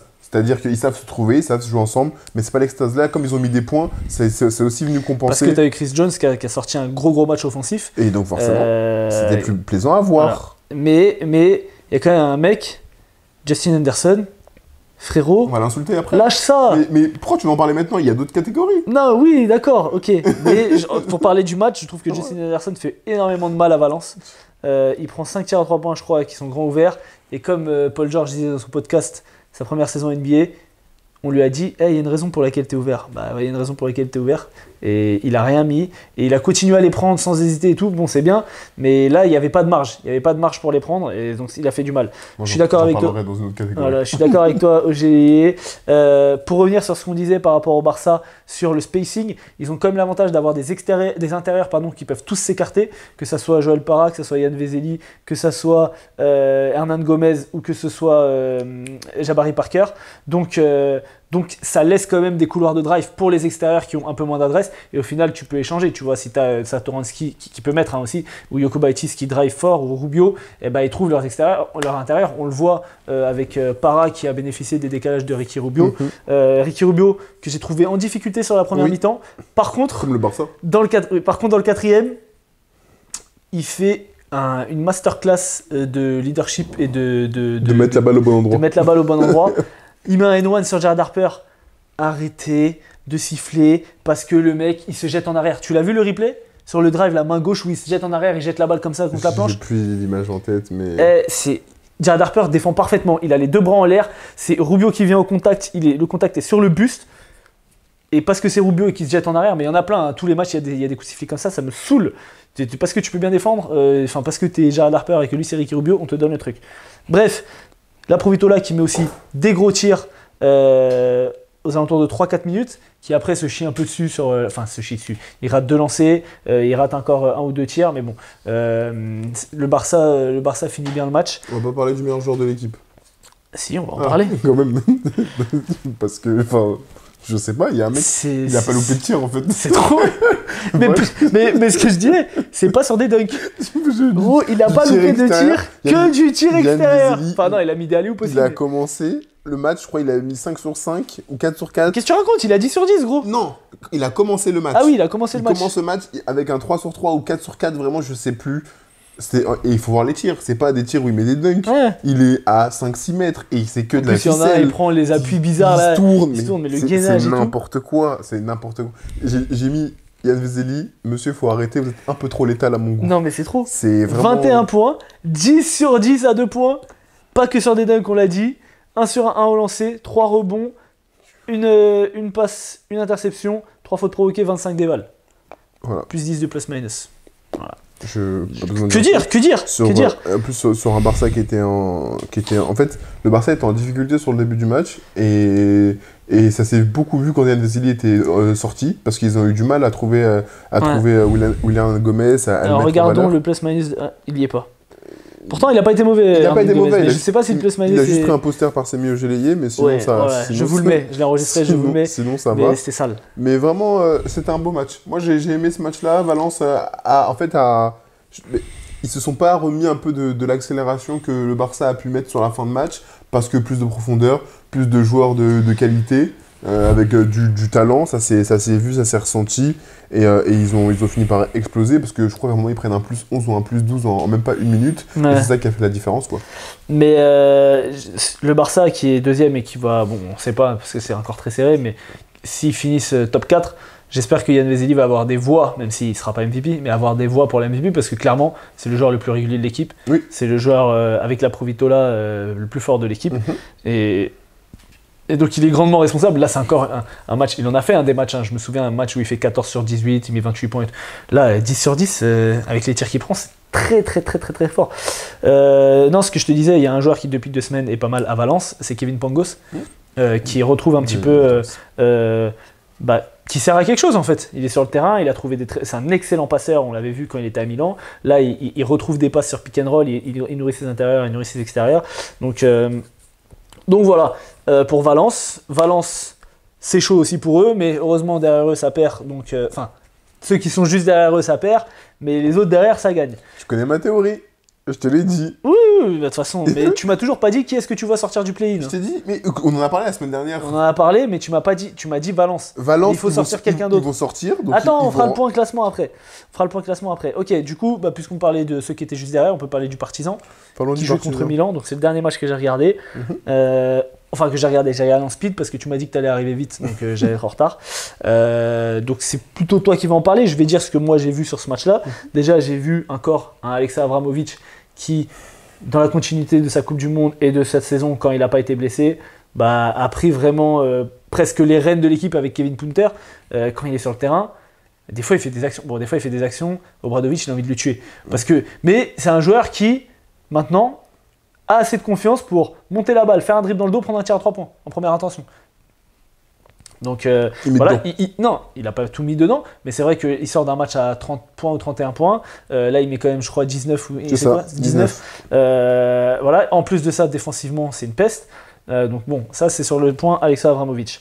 J'ai pas regardé tout le match, donc j'ai pas tout vu sur le côté partisan. J'ai vu que ils ont commencé très fort et ensuite ils ont enchaîné, je crois, 5 pertes de balles qui ont amené à un tir à 3 points de Shevon Shields, un dunk de Shevon Shields et 2-3 contre-attaques encore, ce qui a remis Milan dans le match. Je te laisse la main. J'ai pas vu le match, donc du coup, non, je plaisante. En fait, il y a eu une inversion des deux équipes. C'est-à-dire que sur le début du match, c'est Milan qui a perdu beaucoup de ballons et le Partizan a su en profiter. Ils prennent 8-0 dans le visage. On se dit, oulala, là c'est le mauvais Milan qu'on a, c'est lui qu'on n'aime pas. Et après la mi-temps, il y a eu un peu une inversion parce que déjà, juste avant la mi-temps, le Milan a réussi vraiment à trouver son rythme. Devon Hall, ça fait déjà quelques semaines là, qu'il est bien en canne. Quelques mois, tu veux dire. Hein. Oui, c'est vrai qu'il fait plutôt une bonne saison et il est bien en canne, il met des tirs difficiles et ça fait du bien.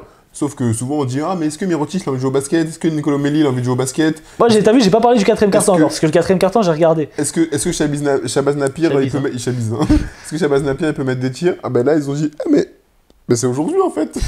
C'est aujourd'hui qu'on va tous jouer au basket en même temps. En fait, la deuxième mi-temps, je trouve qu'elle est intéressante parce que des deux côtés, ça se rend coup pour coup. Le troisième quart, il est d'une douceur. Franchement, il y avait un duel, je me dis, Shabazz Napier, il a mis un tir à un moment, il est tellement dur. Après, Punter, il a dit, mais moi aussi, je sais faire ça. Hein, tu sais.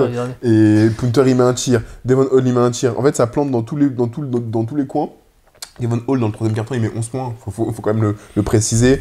Mirotic a dit ça fait longtemps que je peux jouer au basket, moi j'étais pas là la semaine dernière, la semaine d'avant, tiens là je vais jouer. La semaine d'avant il était là. La semaine d'avant il était là, mais la semaine dernière il était pas là, donc j'ai envie de jouer cette semaine. Ça s'est vu et quand il joue à ce niveau-là, on sait très bien pourquoi il a été MVP d'Euroleague, ça s'envoie vraiment un mano à mano. Andouzic, la semaine dernière je me disais mais il a mis 15 points, cette semaine aussi il a été plutôt... Ouais, là je l'ai plus là on les a vus. Sur le peu de matchs que j'ai regardé. Ouais, on les a vus et franchement... c'était un très beau troisième quart et on arrive dans le quatrième. Et dans le quatrième, ça appartient vraiment au grand, on va dire, de ce match-là. Mirotic, vraiment, il envoie 2 tirs à 3 points d'affilée. C'est 2 d'affilée, je crois. Il envoie 2 tirs à 3 points d'affilée. Et après, derrière, c'est 3, et après il remet un autre tir encore. Parce qu'il en met 2. Ouais. Et après, il y en a un, ça renverse, il est dans l'axe. Il y a Napier à gauche, tout seul. Il a dit, en plus, il est loin, il a dit, je m'en fous, je tire. Filoche. Je dis gros, j'ai dit non, Mirotic c'était fort. Vraiment. Puis Abramovic va répondre derrière avec de la percussion, etc. Andouzic qui met un gros tir avec la planche aussi. Pas de Kevin Punter à ce moment-là. Kevin Punter, on le voit très peu, mais sur le match on l'a très peu vu. Dans le troisième carton on l'a un peu vu, mais sinon on l'a très peu vu. Je crois qu'il finit à 9 points. Tu me diras. Il joue que 19 minutes, il fait 9 points. Ouais. Après il perd 3 ballons quand même, mais sinon mais il avait des problèmes de faute, il avait 4 fautes. Donc et pour finir le match. Du coup, Shabazz Napier s'est rappelé au bon souvenir de quel joueur il a pu être. Oui. Après, pour moi, quand tu mets un tir comme ça, je vais pas dire que c'est de la chance, mais il a créé un décalage sur la fin de 2 tirs. En fait, il cherchait Mirotic sur l'action. Je parle pas du dernier tir. Hein. Ah, ok, Je parle d'accord. du tir d'avant. Ah oui, Le tir à 3 points à 45. Ah oui, celui-là, il est sale. Oui. Ah, je pensais que tu parlais du dernier tir. Non, je parle du tir à 3 points à 45, il faut le mettre. Hein. Ah oui, non, celui-là, il est dur. Filoche, mon pote. Celui-là est dur. Et après, En plus, il fait easy, je crois. Enfin bref, il se le crée bien, celui-là. C'est ça. Et après, le dernier tir, là, pour le coup, en fait, t'as rien à perdre, entre guillemets, parce que t'es à égalité. Oui. Donc, si tu le mets, bah, tant mieux, c'est ce qui s'est passé. Si tu le rates, bah, ça va en prolongation. Et sachant qu'au départ, il cherche une solution et tout, ça tombe dedans très bien. Mais c'est surtout, je trouve je pense que ça a dû lui faire du bien pour sa confiance. Je pense. Bah, parce que c'est un joueur qui se cherche. Ça se voit que c'est un joueur qui était en difficulté quand il était à l'Étoile au début de saison. Et il était vraiment en galère, il arrivait à rien, il n'arrivait pas à dribbler, il n'arrivait pas à mettre de tir, il jouait à contre-courant. Quand Teodosic y rentrait, à chaque fois, boum, on voyait la différence automatiquement. Ouais, après, moi j'arrive pas à avoir vraiment de l'empathie pour ce joueur-là. Parce que... Non, mais tu dis, il reprend de la confiance. Bah oui. C'est un peu lui qui s'est mis dans cette galère-là. Je pense que Milan voulait le garder, il voulait plus d'argent, il a dit je me casse. Alors que ça s'était très bien passé l'année dernière. Il revient un peu la queue entre les jambes parce que bah, c'est la galère à l'Étoile Rouge. Et puis voilà, je sais pas, c'est un joueur qui... L'image qui me renvoie en tout cas, j'ai l'impression que c'est un mec, mais je me trompe sûrement, hein, mais en tout cas dans l'image qu'il renvoie, c'est l'Américain un peu typique, tu vois. Ah, je suis là, moi, je sais faire des dribbles, je suis shifty, je prends des tirs. Parce qu'il y a eu des matchs, là oui, c'est bien, mais il y a eu des matchs qui étaient criminels. Je me souviens, j'avais regardé un match, je crois que c'était contre l'Alba Berlin, je crois, où c'était son retour. Mais c'est... Oui, mais qui joue... Enfin, si on veut aller sur ce terrain-là, on pourrait en faire un débat, hein, ça serait super intéressant. Mais quand tu vois Devon Hall jouer, quand tu vois... Mais pour moi, c'est pas pareil. Parce que Devon Hall, il fait pas 70 dribbles sur place pour prendre des tirs contestés. Oui et non, mais après, il y en a qui ont plus de réussite. Quand on voit Marcus Howard, les tirs qu'il prend... Ouais, Marcus Howard, tu regardes les pourcentages, déjà dans les pourcentages, ça n'a rien à voir. Et en plus de ça, il fait gagner des matchs. Il a été là toute la saison. Sauf que pour moi, là, c'est un joueur qui est en manque de confiance. Pour moi, c'est un joueur qui est en manque de confiance. Mais pourquoi il est en manque de confiance? Il a fait une énorme saison l'année dernière, il est parti. Bah oui, mais c'est pas Milan qui l'a viré. Hein. Mais les raisons pour lesquelles il est parti, ça on n'en sait rien. Il voulait plus d'argent. Oui, sauf que tu sais pas, ça c'est sa vie perso. Enfin, au bout d'un moment, c'est comme toi, tu as un travail, on te propose pas peut-être que ce dont tu mérites, bah tu dis, bah je vais voir ailleurs. Après, ça peut fonctionner, ça peut pas fonctionner. On va pas blâmer un joueur parce qu'il a tenté d'aller ailleurs et avoir plus d'argent. Enfin, au bout d'un moment, c'est En tout cas, voilà, c'est un joueur qui tourne à 11 points par match, à 42% à 2 points et 26% à 3 points. Donc ça veut dire qu'il tire quand même beaucoup sur la saison. Donc certes, il en manque de confiance, mais j'ai pas l'impression qu'il essaye de se rassurer en faisant, par exemple, de qui on parlait de Juancho, tu vois, qui se rassure en faisant des choses pour aider l'équipe. J'ai pas du tout l'impression que ce soit le cas de Shabazz Napier. J'ai l'impression quand il essaye de se rassurer, il essaye de se rassurer par du scoring, par des actions d'éclat individuelles. Et là, certes, c'est tombé dedans sur ce match-là, donc c'était un peu mieux. Mais c'est pas un joueur. Voilà, moi, je suis un joueur, je suis un GM de Euroleague, je cherche un meneur. Je vais pas me pencher sur le cas Shabazz Napier. Bon, après, ça dépend qui j'ai à côté. Mais donc voilà, donc il a des pourcentages assez douteux sur la saison. Il est à 4 passes de moyenne pour 2,5 pertes de balles. Donc bon, c'est pour un joueur de ce calibre-là, de ce qu'on en attend, je trouve que c'est en dessous de ce qu'on en attend. Cela dit, le tir qu'il met, je vais vous le mettre, le tir qu'il met à la fin, un très gros tir, même si c'est pas un tir bien amené où il est dans ses appuis, on voit bien, il a le pied gauche complètement, un peu sur la ligne d'ailleurs, il jette la balle parce qu'il a fait sauter Abramovic et tout, il le met très bien, bravo Milan. Milan du coup, qui remonte au classement, puisqu'ils sont sur 3 victoires d'affilée. Sur 12-16, juste derrière... le classement à la fin, il remonte au classement. On n'en dit pas plus. Donc, ah oui, juste du coup, parce que quand il met le tir, il reste 4-5 secondes, 3 secondes. Ouais, je sais plus, mais oui. On peut parler du tir de Zach Ledé à la fin? C'est un très bon tir de Zach Ledé. J'ai enregistré aussi, je vous mets l'action. Donc là, il part en contre-attaque tout seul, il y a Andozic tout seul à droite. Mais non, vas-y, je vais prendre un flotteur. Ils sont mon frère. Qu'est-ce qu'il fait? Incompréhensible. Qu'est-ce qu'il fait? Et ça se voit que c'était pas ça qui avait été demandé par Obradovic. Et je pense que regarde la réaction de Andozic à droite. Il se retourne vers son coach et il montre et dit mais pourquoi il a fait ça? Genre ça n'a aucun sens. Qu'est-ce qu'il fait? Et le partisan, tu vois, ça arrive à tout le monde. Ok, il y a un joueur, il a pris un tir. Moi, ça m'est déjà arrivé il y a 2-3 semaines. Tu t'es à -3, tu prends le tir. Peut-être que le tir, il n'est pas le plus ouvert. Peut-être que c'est pas forcément à toi de prendre le tir. Ça arrive. Mais là, quand tu es le partisan, c'est un match crucial contre une équipe qui est en train de revenir sur toi. Tu as besoin, si tu gagnes, tu passes sur le play-in. Et tu fais ça. Pour moi, c'est pas bon pour la suite de la saison. Et c'est dans la lignée, en fait, de ce qu'ils proposent depuis ce début de saison. Mais de toute façon, on va en discuter lorsqu'on parlera du classement. Je suis pas trop inquiet pour eux. Ok. Eh ben, donc c'est bon pour ce match-là. Yes. Maccabi Kaunas, t'as regardé? J'ai regardé, Maccabi a gagné. Bon, je pense que sur les matchs qui restent, on peut speedrun un peu. On va aller. Speedrun. Si, je suis un jeune. Oui, j'ai regardé Maccabi Kaunas. Après, on va pas s'éterniser dessus. Maccabi a. J'ai mis quoi? J'ai mis une phrase, je vais vous dire. Ah oui, j'ai mis on slip. J'aime bien Kaunas, hein. J'aime bien, mais c'est victoire de. Pour une fois, parce que ça, c'est un match que j'aurais jamais regardé, mais Kaunas, il m'avait bien fait kiffer les dernières semaines, donc j'ai regardé. Mais. C'est plutôt un bon match, mais en fait, c'est juste que sur la fin, Kaunas a payé son excès de. En fait, c'est qu'on arrive aussi à un moment de la saison où. C'est deux équipes dont tu n'attends pas grand-chose, donc tu regardes le match pour regarder le match, mais si c'est pas vraiment exceptionnel. Exactement. Et pour le coup, c'était un bon match, comme tu dis. Il y a Edmond Sandner qui fait un énorme début de match, Butkevičius qui fait une bonne rentrée, Keenan Evans très très fort. Voilà, ça on l'a dit, sortez-le de là. Non mais c'est vrai, il faut qu'il aille dans une top équipe. Que ce soit Butkevičius ou... il s'appelle comment le meneur? Putain, Butkevičius. Ouais, voilà, aussi des bonnes rentrées.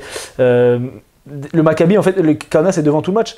Ouais. Le Maccabi est à réaction. Ils font des erreurs. Ils font des erreurs qui les tuent en fin de match. Les deux pertes de balles là dans les 30 dernières secondes, ça les tue. Ouais, l'interception de Bonzi Colson sur Butkevičius. Et j'ai trouvé le coaching aussi d'Oded Katash un peu particulier parce que justement, le Maccabi repasse devant. Il y a des joueurs qui font le run, dont Tamir Blatt qui met 2 gros tirs à 3 points, on en a déjà parlé pendant la saison, c'est un joueur que moi personnellement je kiffe. Anthony Skilven aussi qui a fait des gros apports sur ce run là. Et il remet Baldwin et Brown qui sont dans le trou sur le match, à la fin de match. Baldwin qui fait que se plaindre et tout. Ah ouais, il prend sa technique d'ailleurs. Donc c'est le Maccabi s'en sort bien. C'est deux équipes dont on s'en bat les couilles, donc on va pas. Kaunas, là avec cette défaite, je pense que ça les met un peu dans une situation compliquée, mais pas terminée, mais compliquée. Et le Maccabi, ils gagnent, tant mieux pour eux, mais s'ils sortent des play-ins, ça me va aussi. Du coup, il nous reste Baskonia Berlin que je n'ai pas regardé et Bayern Efes. Que j'ai regardé. Baskonia Berlin, on va faire une phrase. Berlin s'est fait casser la gueule. Merci, au revoir. Cody Miller-McIntyre que j'ai vu encore, il fait 14-10. Cody Miller-McIntyre, c'est le. T'as regardé le match? Oui, j'ai regardé. J'ai vu tout le match. C'est le tweet Cody Miller-McIntyre qui était pas loin de faire un triple-double encore. Hein. Il a fait 14, 10 et 5 rebonds, je crois, ou 4 rebonds. Ouais, donc il était loin. Comment? Il était loin, quoi. Il a fait un double-double, quoi. Il a fait un bon double-double, mais loin, pas tant que ça, tu vois, 5 rebonds, pas tant que ça. Tu me dis, les passes, c'est plus difficile, je trouve, parce qu'il faut que tes coéquipiers puissent se mettre dedans. Les rebonds, tu vois, c'est les deux équipes. Tu prends des rebonds off et défensifs, donc en vrai, pas si loin que ça. Mais voilà, Berlin ne propose rien, n'a rien à proposer. Et de toute façon, il ne nous intéresse plus. Voilà, Gabriel Procédé ne joue pas, donc ça ne nous intéresse pas. Ok, et du Bayern coup, Bayern. C'était bien, j'étais hypé, parce que je me disais, c'est plutôt un bon match, etc. Mais j'ai vu, cette semaine sur le compte, c'était n'importe quoi. Je commençais des matchs, après je partais, tu regardais, après je recommençais les matchs. C'était n'importe. Non, parce que vas-y, c'était trop. Je me dis, ça a l'air super sympa, etc. Et vas-y, ça y est, je regarde la première mi-temps. Je me dis, bon, première mi-temps, ça va, les fesses qui est devant, le Bayern qui est pas très loin. Un match comme on pouvait s'y attendre. Très défensif. Ouais, très défensif. Fin du premier quart-temps, il y a 28-16. 28-26. 28-26. 53-49 à la mi-temps. Je sais pas si vous connaissez Shane Larkin. Plutôt un bon joueur de basket. Bon joueur de basket. Si vous connaissez pas, allez voir. Bon joueur de allez voir. Bon joueur de basket. Comment vous dire qu'il était à 28 points dans le troisième quart-temps. Donc, ah bon? Il score pas dans le quatrième? Moi, je me suis arrêté là en fait. Ah, c'est vrai qu'après, j'ai pas regardé non plus. Je sais dans le troisième quart, il était à 28 points. Il finit à 28, donc. Ok, voilà. Après, j'ai dit, c'est bon. Il est parti, je suis parti aussi en fait. C'est bon, au bout d'un moment. Et puis, les pourcentages 3 sur 3 à 3 points, 6 sur 9, 3 sur 3 à 2 points, 6 sur 9 à 3 points, 4 sur 5 au lancer, 3 rebonds, 4 passes, 1 seule interception, 4 fautes provoquées, 33 dévals. Ça va, bon joueur de basket. Sérieux. Les fesses a tabassé le Bayern sur la deuxième mi-temps. Ils se sont fait casser la gueule. Après, le Bayern fait un non-match. Un non-match. Oui et non, mais partir dans un match d'attaque comme ça à l'extérieur contre les Et fesses, contre les fesses, surtout. c'était pas fou. C'était pas mal. Surtout que Sylvain a pas été dedans. Carson Edwards, lui, a mis quelques tirs 19 quand points, même. je crois, non? Ouais, 19 points, mais c'est tout. Bonga, on le voit pas, j'y fais non plus. Wellerbab, 0 points. Hobbs qui met un seul tir. T'avais Ibaka et Bolmaro et Lucic aussi qui fait un bon match. Mais c'était trop faible. C'était trop faible. Les fesses qui a du coup retrouvé aussi un petit peu d'allant avec Clyburn qui fait un très bon match, avec Darius Thompson aussi qui fait un très bon match. Tu vois, c'est la question que je me posais tout à l'heure parce que je regardais du coup Valence-Barça et je me disais Chris Jones serait bien aussi qu'il aille dans une grosse équipe vu le talent qu'il a, tu vois. Mais en fait, c'est des joueurs, je pense, s'ils vont dans des grosses équipes, bah ils n'auront pas forcément les mêmes rôles. Et Darius Thompson, il était à Baskonia l'année dernière, qui est aujourd'hui devant les fesses. Mais quand tu arrives à les fesses, qui quand même récemment était une top équipe d'Euroleague, qui a des joueurs référencés, surtout sur les postes extérieurs, tu te disais, bon bah voilà, il allait avoir un rôle moindre, mais s'il joue comme là par exemple, il a joué ce week-end, cette semaine, bah c'est très bien. Il crée pour les autres, il a été capable de mettre il met 2 sur 2 à 3 points, il fait 3 passes en 20 minutes, il fait 12 d'éval plus 19 de plus-minus. Moi j'ai beaucoup aimé son match. Après, c'est que le problème de Darius Thompson cette saison, je parle, c'est qu'il est moins éblouissant, il est très irrégulier là-dessus. Oui. Il y a des matchs où il fait 20 points, ou il fait 15 points, Mais des fois, il passe, ouais. et des fois il est inexistant. Ouais, mais tu vois, moi j'ai même des souvenirs de certains matchs de Darius Thompson où il fait 20 points, mais pas Oui. d'impact. Ouais, c'est ça. Pas d'impact. Alors que c'est un joueur à la Calates, tu vois, pas du tout le même profil, mais qui faisait rayonner le jeu de Baskonia l'année dernière par ses passes, par sa relance, son jeu rapide, et qui est etc. capable de créer pour Bon, lui-même. il a mis quand même un petit poster sur Oui. Bolmaro, sur Bolmaro derrière, mais ça faisait plaisir de le voir voler comme ça. Donc voilà, globalement, petit match de Rodrigue Bobois, mais Shane Larkin et Will Clyburn se sont occupés du gros du boulot. Et voilà quoi. Donc du coup, on a fait le tour sur le Daily Review. On peut parler du classement. Bien sûr. Voilà, parce que je t'en ai empêché depuis tout à l'heure. Let's go for the standings. Donc le classement, on a le Real premier à 22-6. Ouais. S'ensuit le FC Barcelone à 19-9 deuxième. Tu as deux équipes qui sont le troisième et quatrième, donc le Pana et Monaco à 18-10, donc à un match de la deuxième place. Donc ça c'est le top 4. Derrière tu as trois équipes à 17-11. L'Olympiakos, le Fener, la Virtus. Donc la Virtus qui est actuellement 7ème, donc qui sort même des playoffs. Dur pour eux, hein. Dur pour eux. Bon, ils pourront pas sortir du play-in quoi qu'il arrive parce que le play-in c'est à 15 défaites et eux ils sont à 11. Ça m'étonnerait qu'ils perdent quand même 4 des 6 derniers matchs. Mais bon, pour une équipe qui a été longtemps deuxième, c'est difficile là déjà si tu passes par le play-in. Sachant qu'en play-in, tu peux vite passer à la trappe. La guerre. Donc voilà, donc 17-11. Cela dit, t'es quand même à un match de la troisième place, donc tout peut se jouer, quoi. Dans les deux sens. Ensuite, on a deux équipes à 15-13, donc Baskonia et Maccabi qui sont donc 8e et 9e, donc dans le play-in. Et ensuite, tu as Valence qui est 10e à 13-15, à égalité avec le Partizan qui est à 13-15 également. Donc, Valence est la dernière équipe du play-in. Pour l'instant, le Partizan est hors du play-in. Et derrière se suivent trois équipes à 12-16, donc à un match du play-in, en fonction des goal average, etc., mais à un match de Valence. Efes, Milan et Bayern. Dans l'ordre, c'est Milan, Efes et Bayern. 12e Milan, Bayern et Kaunas qui, donc, on l'a dit, perd un match important, qui se retrouve à 11-17, mais tu n'es qu'à deux matchs du play-in. Derrière, Étoile Rouge, 10-18, pour eux, je pense que c'est cuit. Et Asvel et Berlin à 6-22 et à 5-23. Après, si l'Asvel gagne les 6 derniers matchs... Ils seront toujours pas en play-in. Non, mais du coup, on disait Valence va sortir du play-in. Oui. Soit. Oui. Mais je vois le Partizan rentrer à la place de Valence. Oui, ok. Et du coup, je vois redescendre. Moi, ma question aujourd'hui, c'est qui vont être les spots 7 et 8? Pour moi, les spots 7 et 8 seront le Maccabi Tel Aviv et Baskonia. Attends. Ça veut dire que Bologne, pour toi, tu les vois pas faire les playoffs? Je sens qu'ils vont sortir, ils vont se faire attraper en play-in. Et Partizan, donc tu penses que le Partizan va rentrer en play-in du coup? Je pense que Partizan va mais rentrer en play-in. va pas passer. Je le sens. En fait, tu vois, le Maccabi, ça va vraiment être l'équipe sais, chante, on dit, mais vas-y, ils vont jouer sur un faux rythme, etc. Et tu vas voir comme par hasard sur ce match-là, Wade Baldwin, il va tout mettre. Lorenzo Brown, il va jouer comme pas possible. Josh Nebo, il va attraper toutes les balles. Bonzi Golson, ils ont une équipe, hein. Ils ont une équipe. Vraiment. En fait, c'est tellement serré. Le truc, c'est que il suffit que le Maccabi se retrouve 10 au lieu de 9 contre le Partizan. Ce n'est pas du tout le même match que si c'est le Partizan 10, parce qu'ils vont jouer à huis clos. Carrément. Mais derrière, tu vas jouer à Belgrade sur un match à la Muerte, alors que tu as fait toute une saison à huis clos. C'est pas le même match. C'est pas le même match. Pareil, si tu vas jouer à Bologne, pareil, parce que là, il y a le Fener qui est à 17-11, mais en fait, ils sont qu'à 2 matchs, ils peuvent se retrouver en play-in aussi. Imagine, tu fais Bologne, Maccabi, Baskonia, Partizan. Ah, c'est pas le même match, hein. Ah oui, non, mais... Et du coup, Maccabi, ils prennent Bologne. En fait, pour moi, le Maccabi, il faut qu'ils restent à la 9e place pour jouer leur premier match de play-in à domicile, parce que pour moi, s'ils jouent à l'extérieur, ça va être très difficile pour eux. Je suis pas sûr de ça.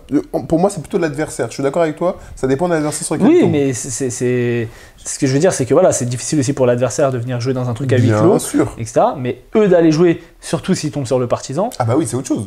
Mais, Ouais, mais Bologne, il y a du bruit, même si c'est pas le Partizan.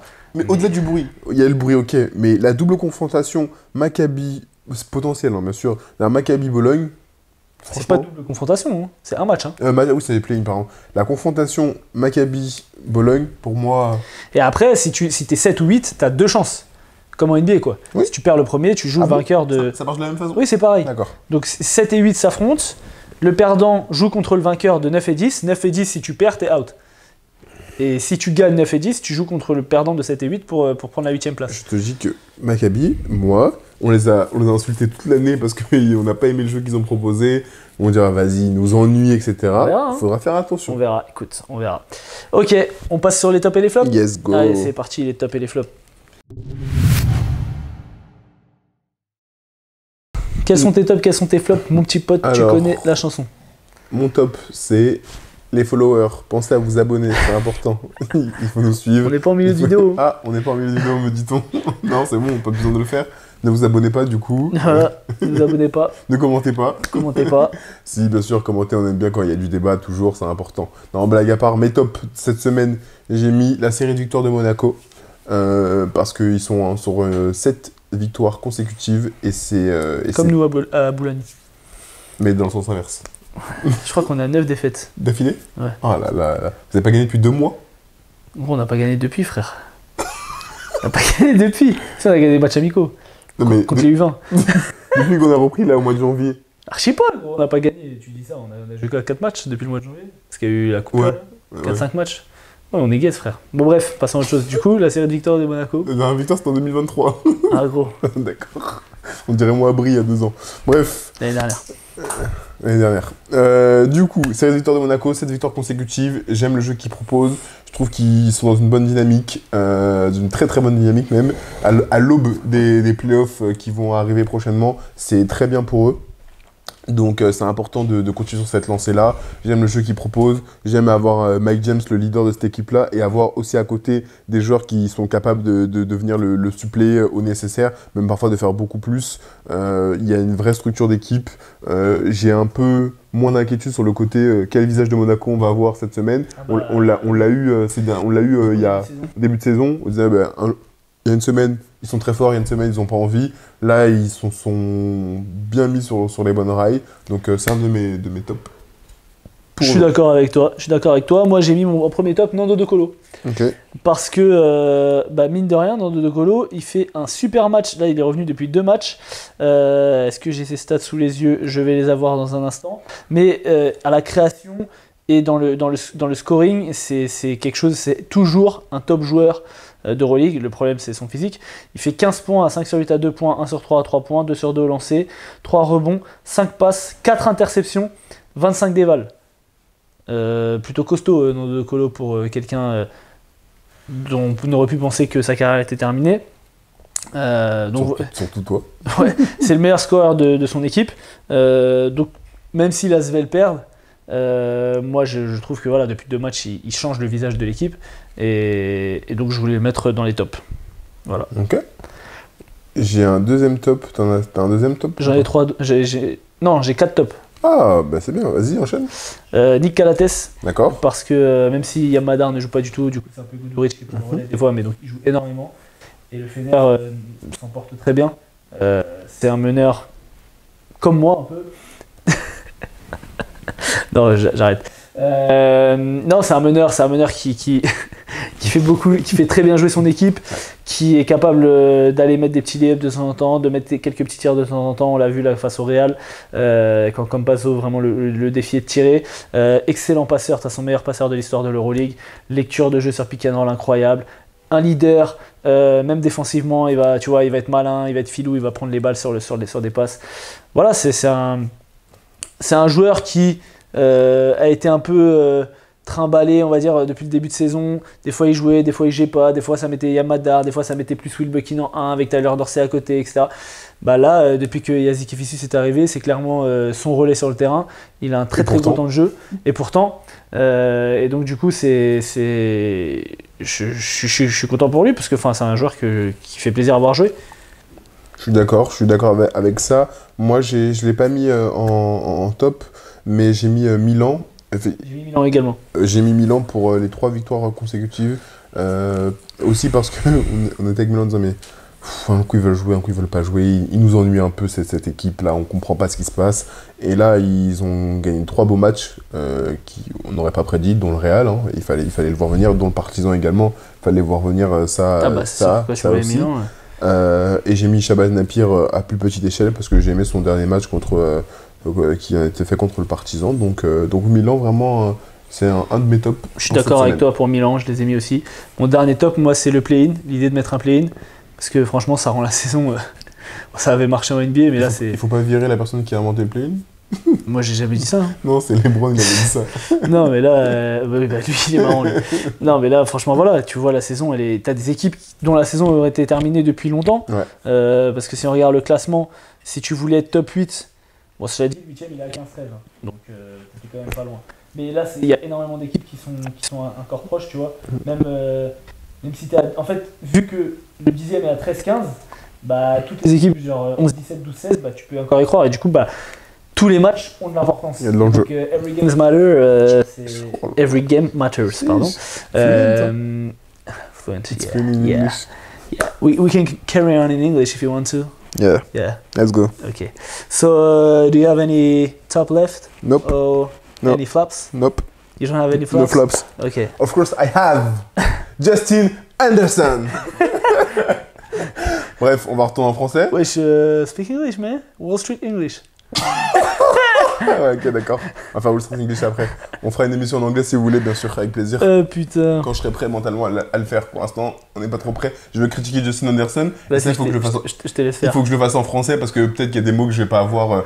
On va pas insulter sa famille, bien entendu. En plus, si tu dis en anglais, il pourrait comprendre ce que tu dis. Faudrait pas. Mais un criminel, hein. Oh là là là là. Je me suis retenu tout à l'heure quand on en a parlé, mais franchement, c'est trop grave d'être autant selfish, d'être autant vraiment égoïste à ce point-là, de pas voir qu'au bout d'un moment, propose autre chose en fait. Après, il a proposé d'autres choses.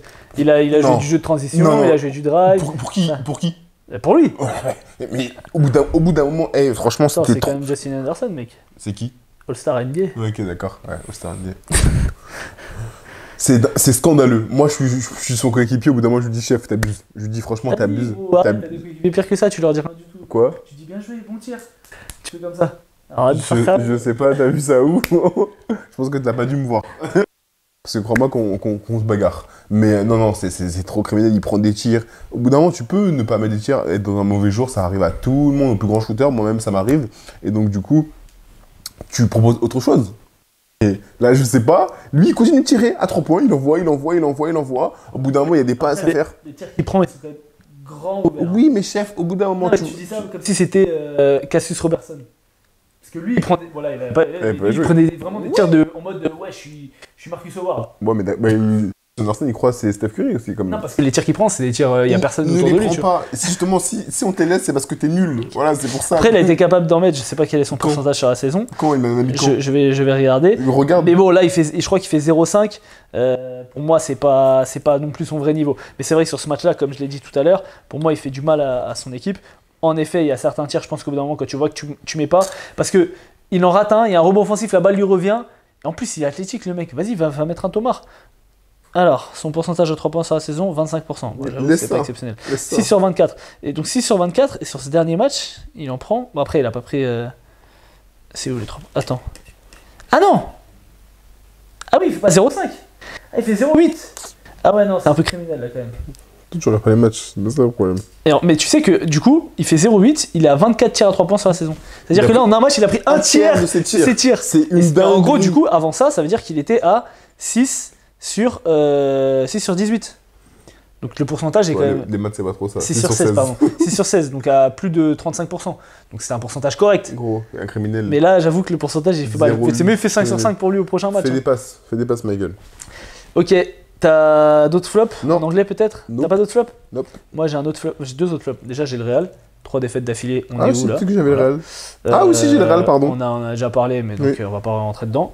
J'ai le Partizan, parce que frérot, ça fait 3 semaines, ils ont des matchs, les équipes devant eux ça perd, les équipes derrière eux ça perd, ils veulent pas rentrer dans le play-in. On dirait ils veulent pas. À chaque fois on dit c'est dommage pour le Partizan, c'est le dommage, ils sont 11e. Gros ça, ils rentrent ma gueule. Ils vont rentrer quand ça compte. Ok. Et mon dernier flop, c'est les tableaux de score. Je sais pas ce qui s'est passé cette semaine. On les Il y voyait avait, pas. soit on voyait pas, soit il y avait des points de retard. Des scores, Après, ils ouais. mettaient des points au mauvais truc. Wesh, on est en départ ou on est sur l'Euroleague? Mais quand même, commence pas à vouloir mettre des flops sur les chronomètres, les marqueurs. Non, mais ça y est. aussi. Ouais. Au début, j'avais pas d'inspi, donc du coup, j'ai Ah mis ouais. ça. Voilà. On passe sur le 5 de la semaine? Yes. Allez, vas-y, parti pour le 5 de la go. semaine. Mon meneur s'appelle. Attends, me dis pas. Il est américain. Oui, Il est petit. oui, Il est tatoué. Oui. Il a une calvitie. Oui. Et pourtant, il est en Turquie. Oui. Shane Larkin? Cody Miller McIntyre. Je l'ai pas. Non, Shane Larkin, bien sûr. Bien sûr, Shane Larkin, on l'a dit. C'est pas bête. Quel match Il a mis exceptionnel. 28 points en 3 cartons. MVP de, C'est son 9 à 3 de la points. saison.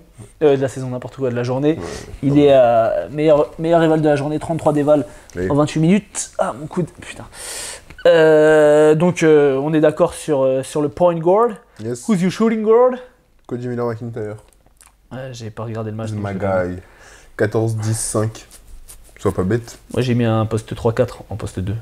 J'ai joué big ball, là. Non, tu peux. Tall ball. T'inquiète, ton ball.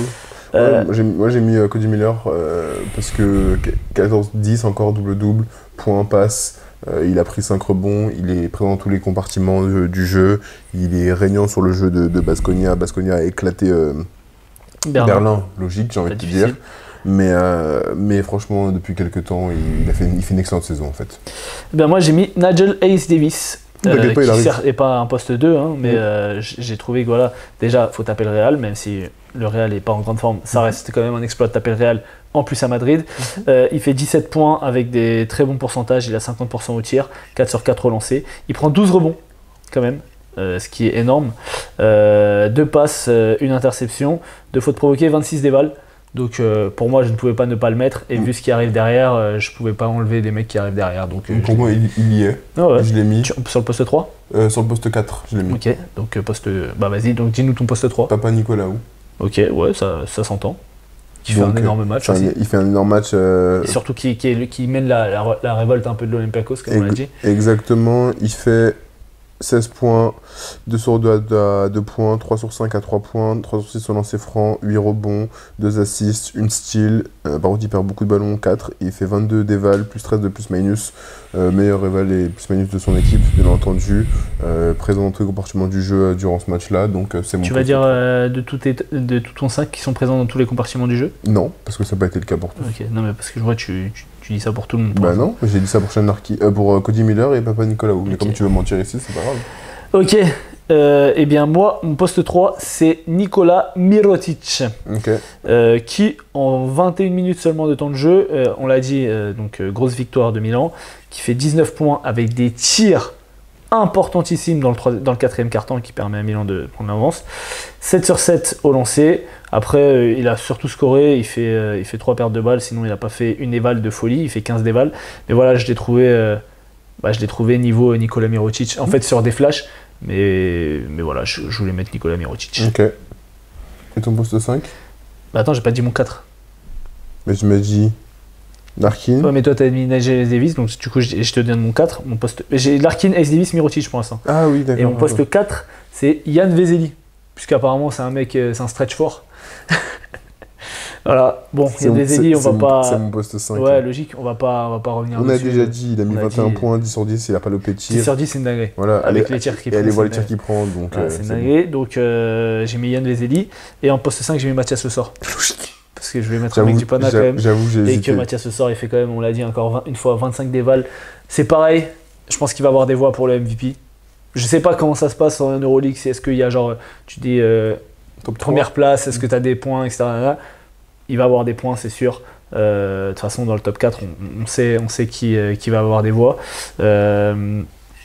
Donc voilà, il n'y a que au Real que je me demande un peu à qui ils vont donner les voix. Est-ce que ça va être partagé, je pense, entre Tavares et Campazzo?